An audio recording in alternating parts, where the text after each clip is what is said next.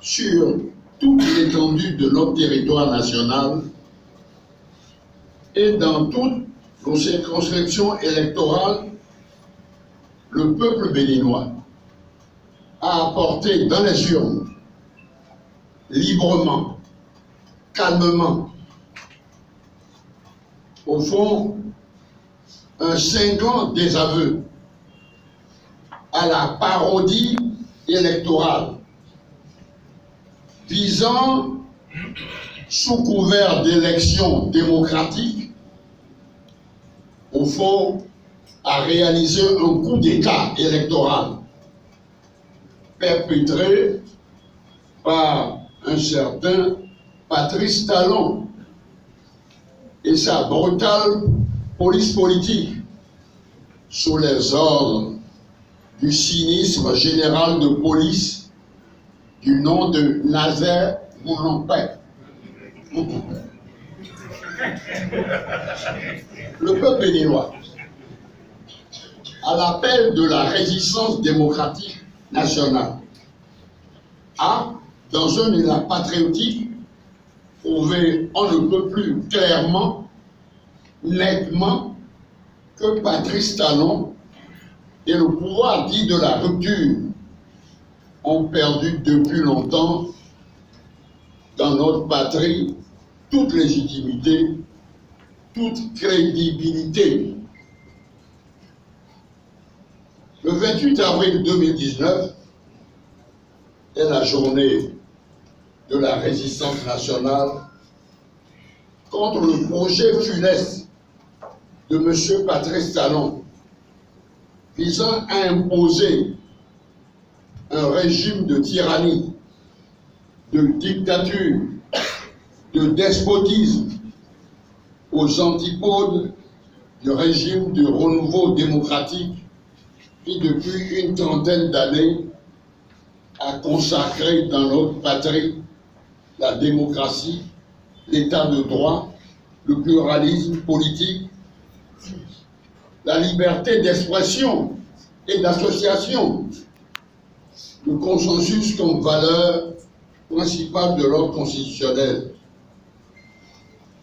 Le peuple a solennellement proclamé, et vous le savez à plusieurs reprises, qu'il n'y aura pas d'élection sans l'opposition. Dire des choses comme ça, une évidence de ce genre-là, ça surprend dans le pays de la conférence nationale souveraine. C'est pour mettre un terme à ça que s'est tenue cette réunion de toutes les forces vives de la nation.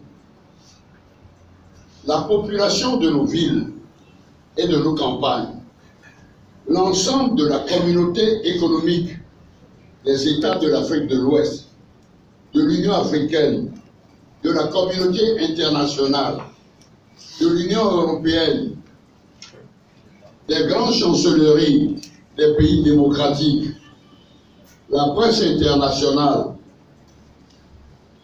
ont été témoins du cinglant désaveu infligé par le peuple du Bénin à Patrice Talon dans tous les centres de vote et postes de vote de notre patrie. Alors, quelle conclusion? Il importe enfin, devant le souverain qu'est le peuple, que M. Patrice Talon tire toutes les conséquences du rejet à plus de 96% de son projet néfaste, dictatorial, de nomination de l'ensemble des 83 députés que compte notre Assemblée nationale. Quand même, on peut être fou, mais limite, n'est-ce pas?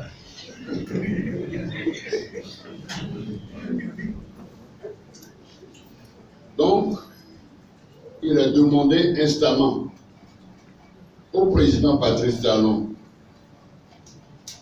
qu'il présente sans délai, à Après tout, nous sommes au fond des disciples de Gandhi, de Martin Luther King, de Nelson Mandela. Nous sommes donc ouverts au pardon, qui nous présente sans délai des excuses publiques à notre peuple pour toutes les souffrances à lui infliger et à la communauté régionale, africaine, internationale, pour avoir refusé obstinément, comme s'il était habité par le diable. Donc, au respect des accords, mécanismes et engagements internationaux souscrits par la République du Bénin en matière électorale et dans le règlement des conflits et pour la préservation de la paix, qu'il renonce sans délai à la confiscation du pouvoir législatif. C'est le problème qui se pose ici est celui qu'a très clairement indiqué Barack Obama. Le problème que nous avons pour la renaissance de l'Afrique, ce n'est pas d'avoir des dictateurs, d'avoir des hommes forts, c'est d'avoir des institutions fortes. C'est parce que ces institutions n'ont pas joué leur rôle que nous nous trouvons aujourd'hui dans cette situation. Si l'Assemblée, si tous les organes dont le front traîne par terre avaient joué leur rôle, on n'en serait pas là aujourd'hui. Oui ou non? Oui. Tout le monde est conscient. C'est que pour avoir, mettons, au fond, on n'a pas encore bâti en Afrique suffisamment d'institutions démocratiques fortes, capables de dire non, de contrôler le pouvoir exécutif. Parce que, je l'ai dit au début que Jean Santerre était un roi fou. C'est lui qui a été à la base, disons, de la naissance des parlements. Pourquoi? Parce que quand il avait besoin de quelqu'un, il prenait les femmes d'autrui, il allait, au fond, dans les 6 églises, il ramassait les ciboires en or, il prenait tous les biens